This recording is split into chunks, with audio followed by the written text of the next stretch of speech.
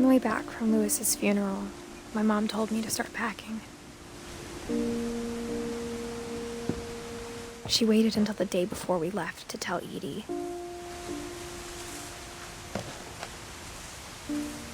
I'm not sure if she wanted to make it easier or harder.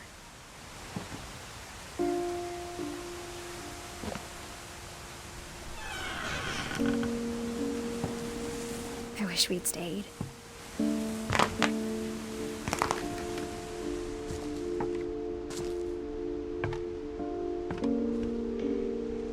But I understand why we left.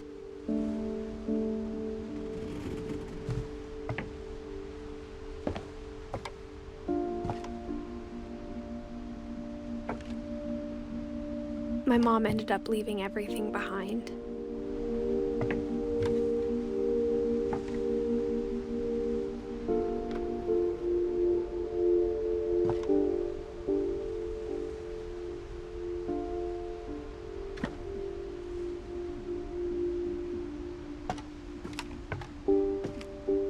What happened that night had been coming for a long time. Maybe it should have come sooner.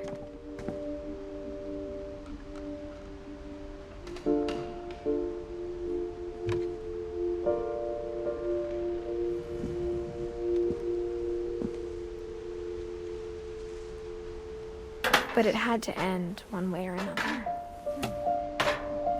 All that's left now is to tell you about that last night.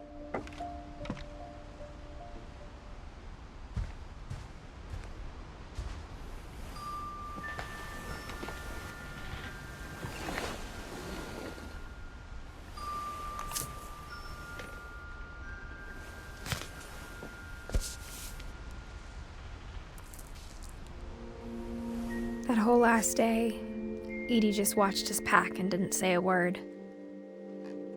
Until supper, when she raised her glass and said, "To our final night together, and all our final nights apart." Grandma, you know what I said about alcohol. Some of your medications are very Edith, specific. I left a present for you in the hallway. Why don't you go open it? The grown-ups have to argue now. I'm sorry, you're right. We're all leaving tomorrow. Let's just enjoy our last... I'm not leaving. Edith, you're excused.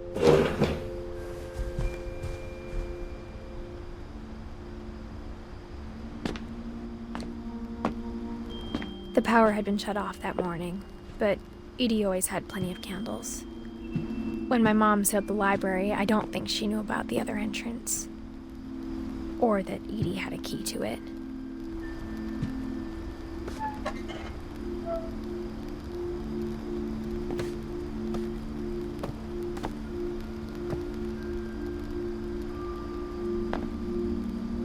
That thing you're afraid of isn't going to end when you leave the house. Edith has a right to know these stories. My children are dead because of your stories. I think it's best if Edith and I leave tonight. We'll have the nursing home send a van for you in the morning, okay?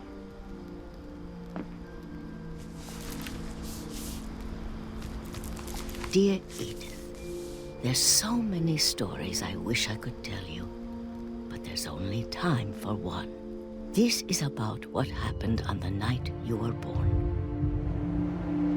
That night, the tide went way, way out. It was the first and last time I ever saw the old house aground. There'd been an earthquake out in the middle of the ocean. They called it the lowest tide in 1,000 years. God, it smelled awful.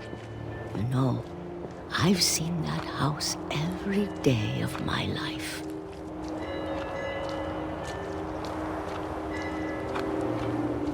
But I never thought I'd go back to it. When the fog rolled in, I lost my way.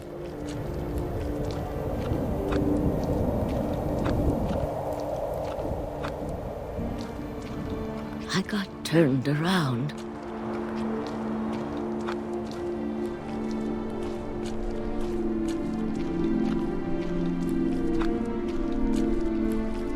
For a while, I wondered.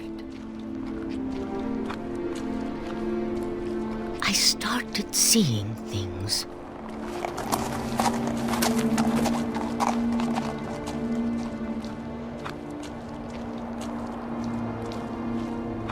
Things I'd forgotten had ever existed.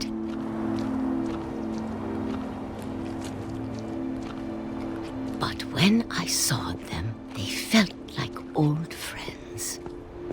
That night, a lot of things came back to me. Or maybe I came back to them.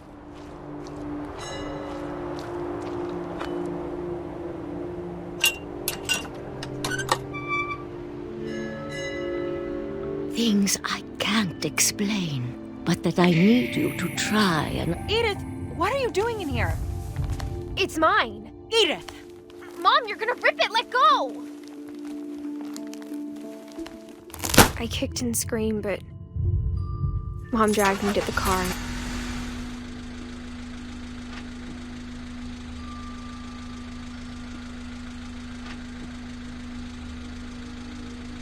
I never saw Great-Grandma Edie again. The next morning, the van came to pick her up, but she was already gone.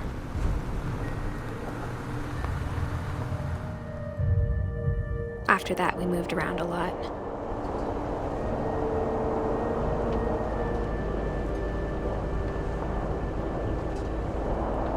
We both tried to make the best of it.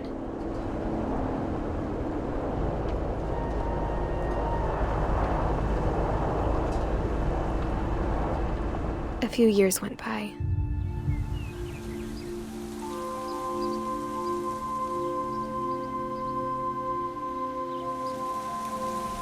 My mom didn't like to talk about it,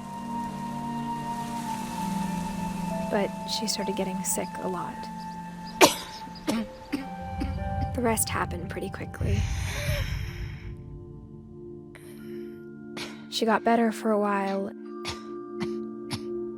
and then she didn't.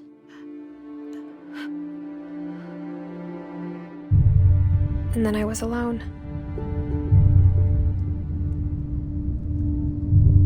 The last Finch left alive.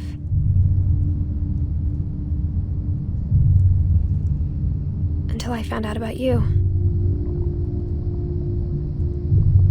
I'm still not sure what to tell you about all this. If we lived forever, maybe we'd have time to understand things. But as it is, I think the best we can do is try to open our eyes. And appreciate how strange and brief all of this is.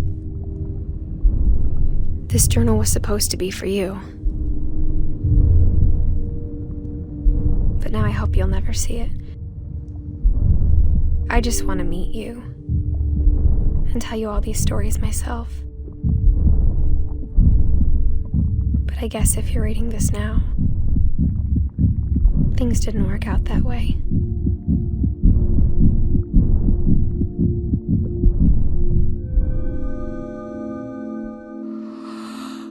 This is where your story begins. I'm sorry I won't be there to see it. It's a lot to ask, but I don't want you to be sad that I'm gone. I want you to be amazed that any of us ever had a chance to be here at all. Good luck.